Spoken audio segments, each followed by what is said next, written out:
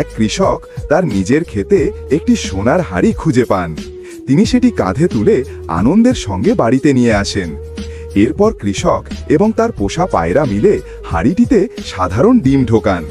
কিছুক্ষণের মধ্যেই ডিমগুলো জাদু বলে সোনার ডিমে পরিণত হয়।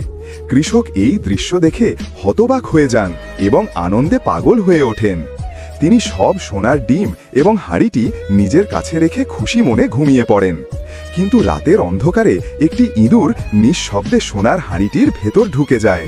যখন কৃষক সকালে দেখেন যে সেই হাড়ি থেকে হাজার হাজার ইঁদুর বেরিয়ে এসে পুরো কুঁড়ে ঘর ভরে ফেলেছে, কৃষক এবং পায়রা প্রাণ বাঁচাতে দৌড়ে সেখান থেকে পালান এবং একটি উঁচু গাছে চড়ে যান।